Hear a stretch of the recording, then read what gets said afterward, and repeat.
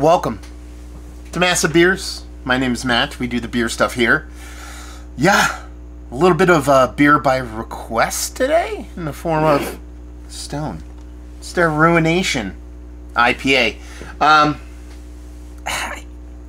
I have no idea when I had this beer last. I'm gonna say probably conservatively 15 years ago. But it's been forever, to the point where I don't remember anything about the beer. I know they've re-released it, kind of a seasonal thing, maybe last year. I don't know if it was the year before that, but it came out this year. I saw Joe from Joe's Arcade review, and I was like, oh man, you know, I haven't done a Stone beer in a while. Maybe I'll try and pick that up. And lo and behold, Boy in My Combat Wrestling. I want to make sure I get it correctly. Yeah. Combat WB Wrestling, sorry for Wilkes-Barre Wrestling. We chat every now and then on Instagrams, and he's like, can I please get a Stone Ruination review? And I said, if I see it in the wild, I'll pick it up. And lo and behold, I saw it in the wild. So here we go. Stone Ruination IPA. It's a double IPA, 8.2% alcohol by volume. This was packaged on 1/17. We are towards the end of February, so we're just a bit over a month old in this sucker. 8.2%.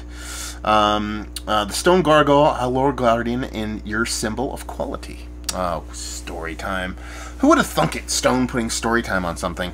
I'll try to get through this as fast as humanly possible. Throughout our history, we've built a fairly deserved reputation of being obsessed with massively hoppy IPAs, and the groundbreaking creation you had before you is largely responsible for that legacy. Did you know that Stone Ruination IPA was the first year-round brewed and bottled West Coast double IPA on the planet? True story. As the technology and techniques for maximizing hoppy goodness evolved over the years, so did this beer. We still look back fondly on it, the impression it left on the palates of many. As a tribute to its roots, we're bringing it back for a limited time with its original old-school form, the quintessential representation of a West Coast double IPA. I even want to say, the last time I had this, I don't know if they still make this, but I had it in a bomber. You know what I mean? It didn't even come. I pretty much all the Stone beers, except, no, they were all in bombers. The stuff that we got over here on the East Coast. Even cans like, you know, Arrogant Bastard and stuff like that really just didn't come around until probably a couple of years before pandemic. So yeah, we'll see what's what. Otherwise, you know, it's Stone. I'm never gonna, you know, their labels don't really do much for me, but at the same time, they're not negative. They're always done really well. Sans the story time, so I can get down with it. And you know, classic, just having that Stone logo up front. I can get down with it. I can get down with it. Guess what? That's clear beer. That is about as clear as you could possibly get a beer. I mean, you're talking about a West Coast IPA. It's kind of a little muddled the way the world kind of works nowadays. You can have this ever so slightest little particulate in there. But classically, you're talking about something that is crystal clear. Didn't ring like. Come on. I suck at ASMR. Anyway, yeah, that is clear as clear can be. Soft little flurry-like snow globe carbonation. Just under a pinky finger, a barely off-white head, and it's just that rich orange kind of marmalade kind of look to it. So it definitely looks the part of a classic old-school Westie. See him get a nose. Yeah, I mean, it really is. Just bright citrus, bright grapefruit is the name of the game here. You're definitely getting those precursors to those West Coast bittering vibes in there. A little bit of little bit of pine, a little bit of resin. It's not too crazy actually on the nose. It comes off more sweet. That's typically how a lot of West Coast IPAs, especially the classic ones, kind of come off. It really is that assault of the senses, hop-wise on the bittering side, the West Coast bittering side, that really comes through on the taste. But on the nose, you're getting this nice, rich citrus, grapefruit leaning, a little bit of pineapple, maybe even a slight candiness to it. Maybe there's like a crystal malt kind of at play, adding this little bit of pop of sweetness to it. And it's a little bit of green, man. I'm kind of really curious to see how this shows up on the bittering side of things. But on the nose, it smells like a relatively low ABV Westie. I mean, it doesn't come off like super showy or hyper aggressive or even like alcohol aromatic on it. You know, 8.2%, that's very well hidden, and it just comes off as something that's ultra squeaky clean. That is no joke. West Coast. Let's dive in. Cheers, y'all.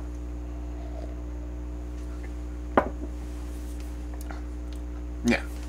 I mean, that's what I remember West Coast IPA being. This is exactly what I remember it being. Now, people that are super diehard West Coast IPA, you tell me if you've had this beer, how it's changed for you.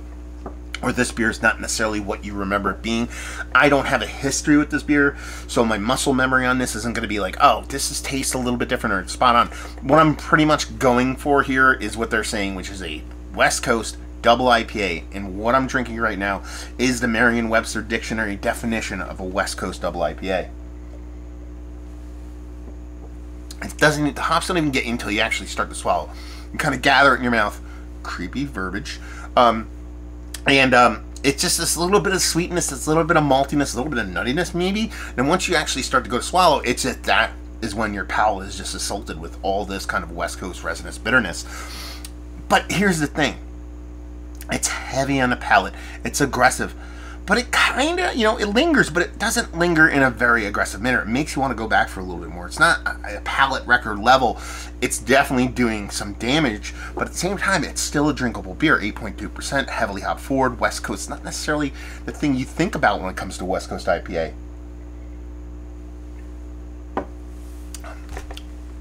As far as drinkability goes, as far as people wanting to go back for more, especially for me, I'm Team Low ABV all day.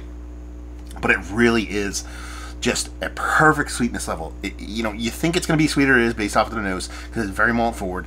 You take a sip and it's the first thing you get is this buildup of sweetness, but it really does level out, and that bitterness helps temper that sweetness. So while it's sweet by generic standards, it's not a sweet beer, not even close to what you get in a lot of IPAs today. Not even East Coast IPAs, IPA in general. A lot of like under attenuated, like brewer sugar over the top kind of sweetness that they're trying to just mix with a muddy of hops. This is hyper precision, crisp, clean malt base with this really aggressive. What's the best way I could describe it? Unwavering, maybe? Unrelenting burst. That's what I want to use there. Unrelenting burst of hoppiness that gives you that West Coast resonance, that little bit of pine. It's more resin and pine for me, and then it just marries back and forth and plays back and forth and bounces off each other in concert between that sweetness of maltiness and that big aggressive kind of bitterness. Done and done. Super squeaky clean. Like, this is Crispy Boy. Technically, I know Crispy Boy is reserved for lager and super hyper clean lager. This is kind of like the adult version of Crispy Boy because it is so hyper precise clean that it just drinks like squeaky clean, man. Just super squeaky clean and a really, really, really good beer. I dig me some West Coast IPAs. I really, really do. I'm not going to sit here and say they're my favorite beer of all time, but when they're done right, they're done right. And there's some breweries that have really done some fantastic West Coast IPAs in recent years. There's even some that have done kind of like weird hazy West Coast. I can get down with that. I'm not going to be yucking on somebody else's yum, so I can dig on all kinds of twists and turns.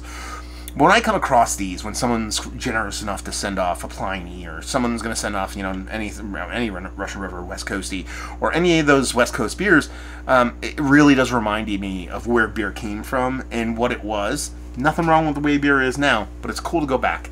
Even though I don't have a stark memory of this beer, drinking it now, I do get that muscle memory. I know I've had this beer before. I know what this beer is like. It was one of those things where it's been so long, I can't remember. But just like that song. Remember that song that, like, maybe you're in high school and you're with somebody and you have a very, let's keep it PG, magical moment. And there's a song on the radio and you haven't heard it in years, and then all of a sudden you hear that song and those memories flood back. It's a little akin to that. Beer has that thing that music does. The same thing. And that's what's going on here. A very cool experience, a very fun beer, and I'm glad I was recommended to pick it up and give it a whirl. Like I said, my interest was piqued, but yeah, I'm digging this. I'm digging this quite a bit. I'm glad I got a sixer of it. Let's put it that way. So, to recap, I dig it, West Coast through and through. A nice, I don't want to say a perfect balance of malt and hops. The hops are the star of the show here, but there's a definite foundation of maltiness that this beer can't be what it wants to be without that. And just the way it kind of bounces back off each other. Fantastic beer. Is this one of the West Coast better West Coast IPAs I've had as of late? Yes. Mount Rushmore status? Yes. Value and availability. Off the shelf in New Jersey. Month old. I want to say it was $16.99. I think that might be a little bit pricey. I don't think it's pricey for this because you're getting 6 cans of a double IPA, 8%, $16.99. But for some reason, I think this beer might be a skosh cheaper out west. That's what I'm trying to say. And leave you with, if you like what we yes, guess what? If you like West Coast IPA, you will like this beer. Who would have thunk? So there you go. Reviewing the books. Hopefully you enjoyed. Stone. Have you had any of their beers? They've been around for a while. Maybe you've had them. Have you had this beer? Have you had this beer, like I said earlier? Have you had this beer back in the day? And have you had it recently? And is there a difference to you? I know palates change, everybody's changed, but I'm curious about your thoughts on this. And more importantly, what's your favorite Stone beer? What's my favorite Stone beer ever? Is it Chocoveza? Maybe the original. I don't know. Nah, Woot. Probably original Woot. Maybe something. There's been so many good ones. There's been a lot of dicey ones, but there's so many good ones. I'm gonna have to look into that. Maybe I'll get back to you. Put it in the comments below. So there you go. Hopefully you enjoyed this little. It's not a master beer review classic because it's not something I've had a history with, so I'll just keep it as new. Hopefully you're enjoying a little bit of this right now. Hopefully next time. Cheers, y'all.